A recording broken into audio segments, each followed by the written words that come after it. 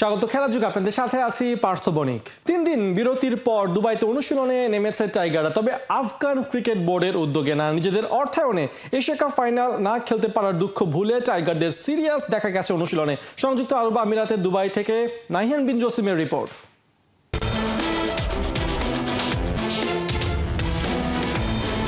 একটা কথা আছে, জ্ঞান অর্জনে প্রয়োজনে সুদূর চীনে যাও।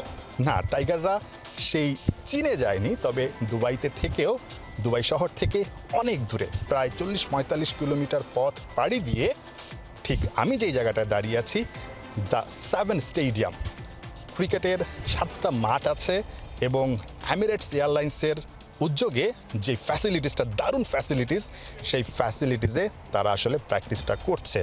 স্বাভাবিকভাবেই বাংলাদেশ দল এখানে প্রথমবারের মতো অনুশীলন করছে। প্রশ্ন হচ্ছে, কেন বাংলাদেশ দল ঠিক এতটা দূরে প্র্যাকটিস করতে আসলো আফগানিস্তানের বিপক্ষে সিরিজের আগে? সিরিজটা হবে শারজায় বাংলাদেশ দল প্র্যাকটিস করতে পারতো, কিংবা দুবাইতে যে আইসিসি একাডেমি আছে সেখানটাও তাদের প্র্যাকটিস শিডিউল আছে। কিন্তু আজকে কেন আসলে এত দূরে সেই আল আইন রোডে এসেছে বাংলাদেশ দল প্র্যাকটিস করতে? এটা হচ্ছে সবচেয়ে বড় প্রশ্ন।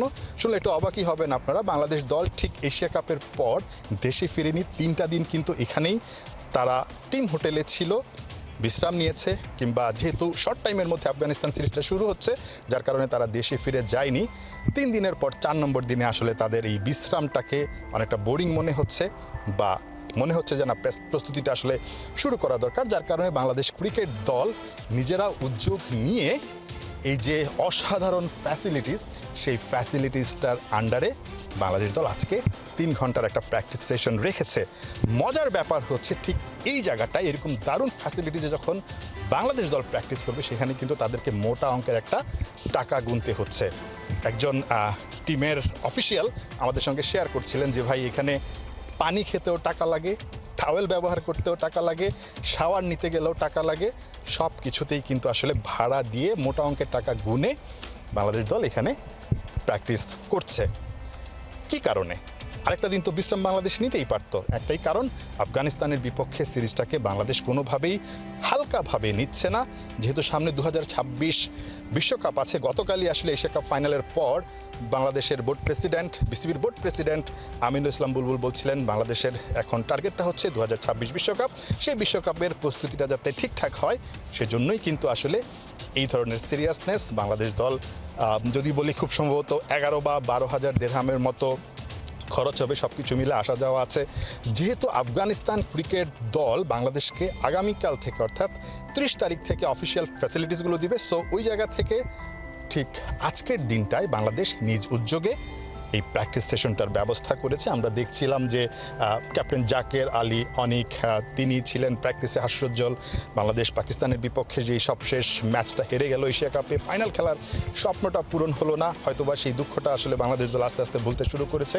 চনমনে মনে হয়েছে সামনের যে সিরিজটা, সেখানে ফোকাস রাখছে, 2026 বিশ্বকাপে ফোকাস রাখছে। প্রত্যেক ক্রিকেটার এখানে আমরা দেখেছি সিরিয়াসভাবে অনুশীলন করছেন এবং প্রায়োরিটিতে ছিল ফিল্ডিং। আমরা দেখেছি ভালো কিছু ফিল্ডিং এশিয়া কাপে, পাশাপাশি বেশ কিছু ক্যাচ মিস কিন্তু বাংলাদেশকে অনেক বেশি ভাবাচ্ছে। শারজায় আফগানিস্তানের বিপক্ষে বাংলাদেশের যে লড়াইটা 3 ম্যাচ টি20 সিরিজের, সেটা কিন্তু খুব বেশি সহজ হবার কথা নয়। যদিও বাংলাদেশ সবশেষ এশিয়া কাপে আফগানিস্তানকে হারিয়েছে, সেটা তাদেরকে বাড়তি একটা অনুপ্রেরণা দিবে। নাহিয়ান বিন জসিম, 71, দুবাই, সংযুক্ত আরব আমিরাত। শেষ হলো এশিয়া কাপের 17তম আসর। একক আধিপত্য দেখিয়ে টুর্নামেন্টের চ্যাম্পিয়ন হয়ে গেল ভারত।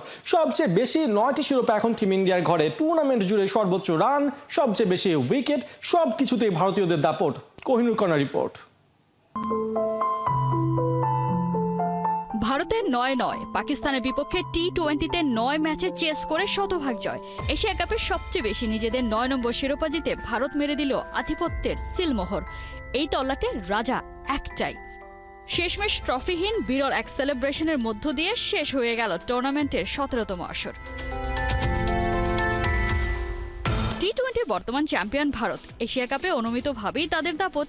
তবে এমন একতরফা খেলবে কে জানত? ন্যূনতম কেউ লড়াই পর্যন্ত করতে পারল না সূর্যা কুমারদের সাথে। শুধু যে আনবিটেন থেকেই চ্যাম্পিয়ন তা নয়, ব্যাটে বলে সব জায়গাতেই চলেছে নীল উৎসব। এশিয়া কাপে ভারতের ম্যাচ মানেই ছিল অভিষেক ঝড়। পূর্বাভাস থাকলেও ফাইনালে অবশ্য বলেও আসেনি অভিষেকের সেই ঝড়। তবে টুর্নামেন্ট জুড়ে হায়েস্ট রান গেটারের তালিকায় সবার উপরে এই ইয়াংস্টার। 7 ম্যাচে 200 স্ট্রাইক রেটে ব্যাট করে স্কোরবোর্ডে তুলেছে 314 রান। এক ম্যাচ কম খেলে এই লিস্টে 2 নম্বরে লঙ্গান পাথুম নিশাঙ্কা। 6 ম্যাচে তার রান 261। 3-এ পাকিস্তানের সাহিবজাদা, 4-এ ফাইনালের হিরো তিলক ভার্মা। মোটে 4 ম্যাচ খেলেই তালিকার 6 নম্বরে টাইগার ওপেনার সাইফ হাসান। বোলিংয়ে সবার উপরে ভারতীয় স্পিনার কুলদীপ যাদব। 7 ম্যাচে 6.27 ইকোনমিতে 17 উইকেট তার ঝুলিতে। সমান ম্যাচে শাহিন শাহ আফ্রিদির উইকেট 10টা। লিস্টের 3-এ সংযুক্ত আরব আমিরাতের জুনায়েদ। এরপর টাইগার পেসার মুস্তাফিজুর রহমান। 6 ম্যাচে 7.43 ইকোনমিতে কাটার মাস্টার উইকেট 9খানা। Last but not the list, Asia cup টি-20 টোটাল ইম্প্যাক্টেও ভারতীয়দের রাজ। 443.6 পয়েন্ট নিয়ে মক ডালে অভিষেক শর্মা। 378 পয়েন্টে কুলদীপ ক্লাসের সেকেন্ড বয়।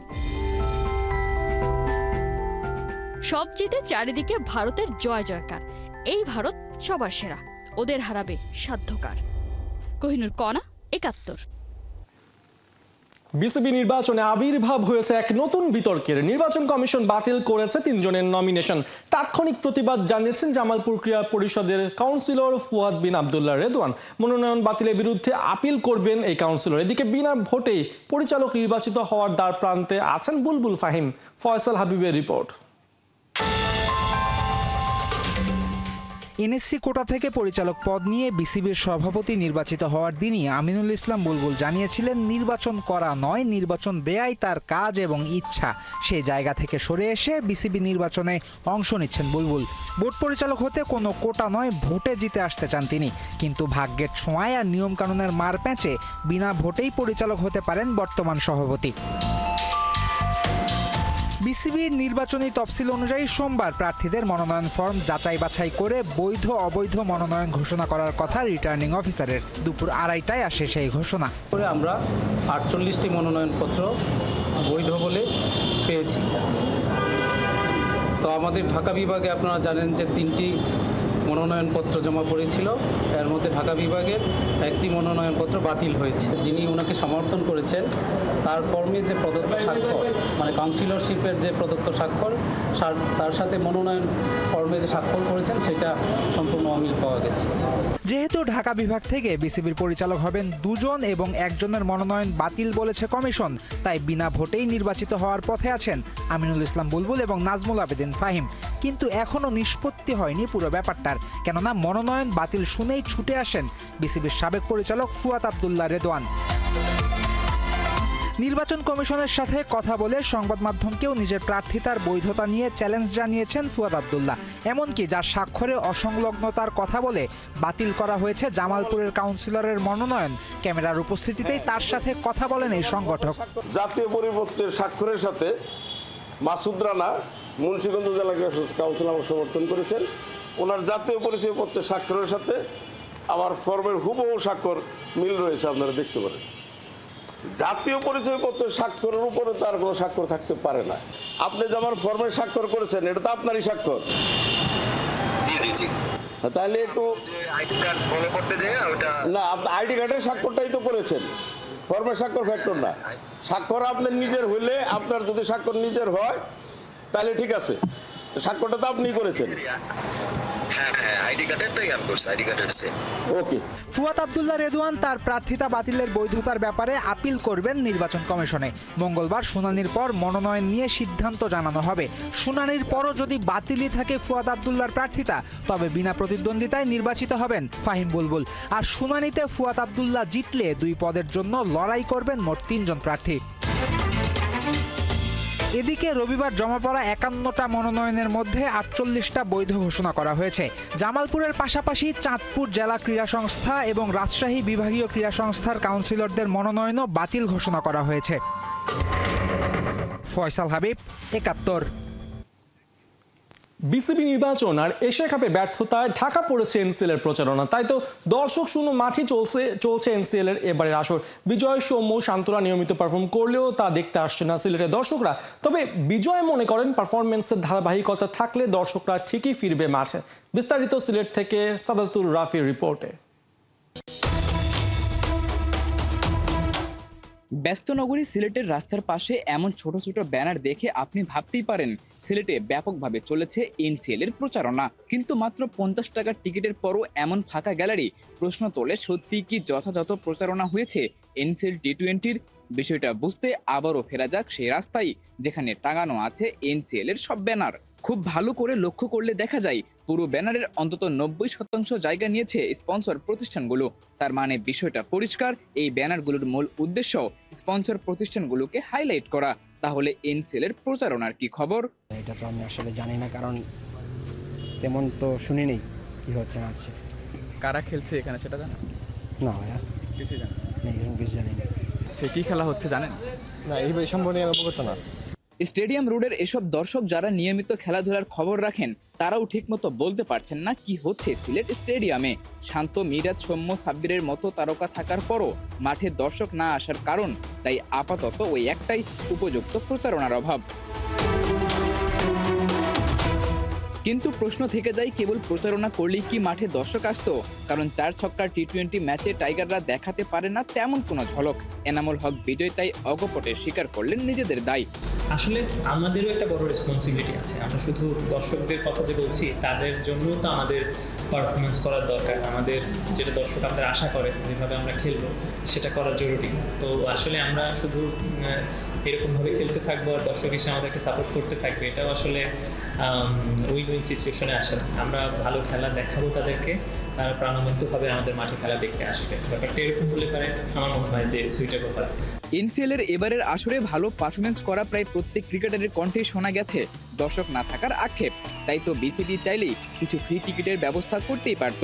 সিলেটের একাডেমিগুলোর খুদে ক্রিকেটাররা কাছ থেকে তারকাদের দেখলে পেত অনুপ্রেরণা, একই সাথে ফিরে আসতো এনসিএল এর উন্মাদনা। সাদাতুর রাফি, 71। হামজা চৌধুরী, সমিত সোম, ফাহমিদুল ইসলামদের ছাড়াই শুরু হলো জাতীয় ফুটবল দলের ক্যাম্প। প্রথমবারের মতো ক্যাম্পে যোগ দিয়েছেন প্রবাসী footballer Zayan Ahmed. Asian cup বাছাই 9 ও 14 অক্টোবর হংকং চায়নার বিপক্ষে ম্যাচকে সামনে রেখে 28 জনের প্রাথমিক স্কোয়াড বেড়ে দাঁড়িয়েছে 29 জনে। প্রথম দিন ক্যাম্পে যোগ দিয়েছেন 20 ফুটবলার। এমন স্কোয়াড নিয়ে ডু অর ডাই ম্যাচ খেলতে আত্মবিশ্বাসী হেড কোচ হাবিয়ার কাবরেরা। হাসান সজীবের রিপোর্টে বিস্তারিত।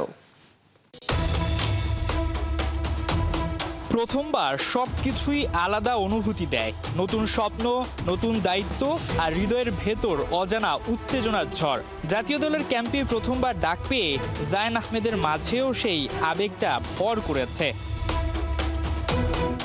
স্বপ্নের একদম কাছে জায়ান আহমেদ। জাতীয় দলের জার্সিটা গায়ে জড়ানো এখন সময়ের অপেক্ষা মাত্র। তবে জায়ানের জায়গায় কিউবা মিচেলও থাকতে পারতেন, কিংবা দুজন একসাথে এই টিম হোটেলে আসতে পারতেন। কেন জায়ান আহমেদকে বেছে নেওয়া হয়েছে, যেখানে কিউবা মিচেল সিঙ্গাপুর ম্যাচেই থাকতে পারতেন? আমি মনে করি কিউবার যে প্রতিভা আর সম্ভাবনা আছে সেটা নিয়ে আমি ইতিবাচক। আমার মনে হয় তার আরও কিছুটা সময় প্রয়োজন। সে এখনো খুব বেশি খেলার সুযোগ পায়নি, এমনকি অনূর্ধ্ব 23 দলেও না। তাই আমি মনে করি সে এখনো মানিয়ে নেওয়ার মধ্যে আছে। আমি তার সঙ্গে যোগাযোগ রেখেছি, আর আবারও বলি, ভবিষ্যতে তাকে নিয়ে আমরা ইতিবাচক। এটা কোনো বড় সমস্যা। ডু অর ডাই ম্যাচের সামনে দাঁড়িয়ে বাংলাদেশ হংকং চায়নার বিপক্ষে জিততেই হবে, কোনো বিকল্প অপশন নাই। একই সাথে হেড কোচ হাভিয়ার কাবরেরাও অনেকটা ডু অর ডাই অ্যাসাইনমেন্টে, কারণ এই অ্যাসাইনমেন্ট শেষেই জানা যাবে তার ভবিষ্যৎ। তিনি কি জাতীয় দলের কোচ হিসেবে থাকছেন নাকি থাকছেন না। এই যখন আলোচনা, তখন হেড কোচ হাভিয়ার কাবরেরাকে প্রশ্ন করা হয়েছিল এই স্কোয়াডটা নিয়ে আপনি সন্তুষ্ট কিনা। তিনি এক কথায় বলেছেন, হ্যাঁ সন্তুষ্ট, কারণ দলে নতুন মুখ এসেছে জায়ান আহমেদ। একই সাথে 28 জনের স্কোয়াডে নতুন করে যুক্ত হচ্ছেন মোহামেডান স্পোর্টিং ক্লাবের আরেক ফুটবলার, অর্থাৎ স্কোয়াডটা দাঁড়ালো 29 জনে। স্কোয়াড নিয়ে আমি খুবই ইতিবাচক। হামজা আমাদের সঙ্গে 6 তারিখে যোগ দেবে, আর সমিত সোম 7 তারিখে একটু দেরিতে যোগ দেবে। তবুও বড় ম্যাচগুলোর জন্য প্রস্তুতি নিতে আমাদের যথেষ্ট সময় থাকবে।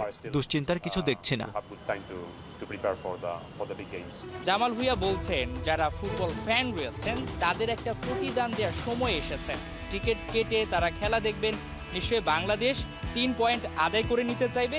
একই সাথে যারা দর্শক রয়েছেন তাদেরকে জয়টা উপহার দিতে চাইবে।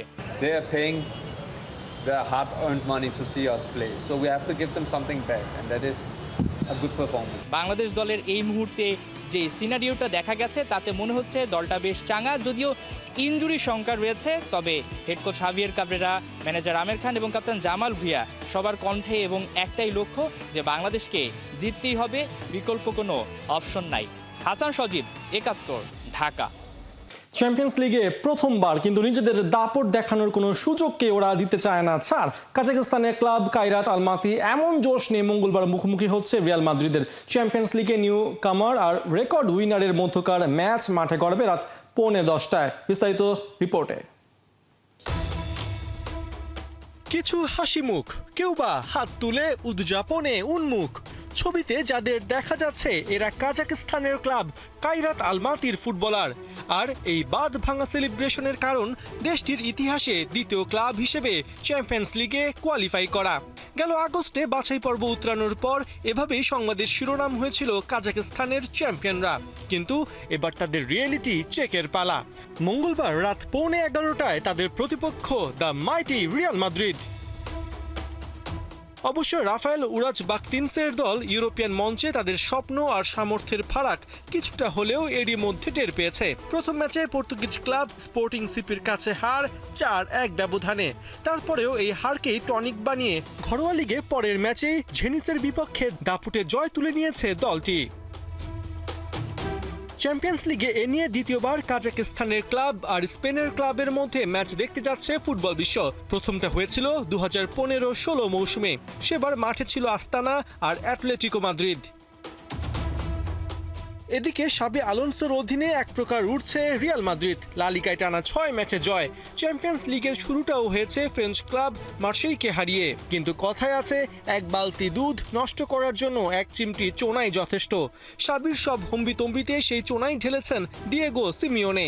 মাদ্রিদ ডার্বিতে নগর প্রতিদ্বন্দ্বীদের হারিয়েছেন 5-2 ব্যবধানে। কথা হলো, কাজাকিস্তানে গিয়ে সিমিওনের দেয়া সেই দাগ মুছতে পারবে কি লস ব্লাঙ্কোরা? ইনজুরি মোটামুটি দুই দলেই নিজের থাবা বসিয়েছে। এলডার সান্তানা ও জোয়াও পাউলো দুজনেই চোটের জন্য স্কোয়াডের বাইরে। ধারণা করা হচ্ছে রেগুলার দুই কিপার আনার বেকভ ও জারুৎস্কির ইনজুরিতে এবারও কাইরাতের পোস্ট সামলাবেন 18 বছর বয়সী শেরখান কালমুরজা। অন্যদিকে অ্যাটলেটিকো মাদ্রিদের সাথে ম্যাচে পাওয়া কাফ ইনজুরির জন্য 1 মাস মাঠের বাইরে ছিটকে গেছেন রিয়াল রাইট ব্যাক দানি কারভাল। এডার মিলিতাও নেই ট্রাভেলিং স্কোয়াডে। অ্যান্টোনিও রুডিগার, ফারল্যান্ড মেন্ডি আর আলেকজান্ডার আর্নল্ডরা তো আগে থেকেই ইনজুর্ড। ডিফেন্সে যখন এমন দশা, তখন শাবি আলোনসোর অ্যাটাকিং লাইনে এমবাপের সাথে দেখা যেতে পারে ফ্রাঙ্কো মাস্তানতুয়ানোকে। এমনটা হলে জায়গা হারাবেন জুড বেলিংহাম। দুই দলের অবস্থা যখন এমন, তখন স্বাভাবিকভাবেই সবার প্রেডিকশন থাকবে রিয়ালের সহজ জয়ের দিকে। কিন্তু ফুটবলে সবসময় কি প্রেডিকশন খাটে? আপসেট বলেও তো কথা আছে। দেখার বিষয় সেই আপসেট রিয়ালকে দিতে পারে কিনা কাইরাত আলমাতি। পার্থ বণিক, ৭১। এই ছিল এখনকার খেলা যুগে সরাসরি সংবাদ অনুষ্ঠান দেখতে চোখ রাখুন ৭১ ফেসবুক পেজে এবং সাবস্ক্রাইব করুন ৭১ ইউটিউব চ্যানেল। ৭১ সাথেই থাকুন।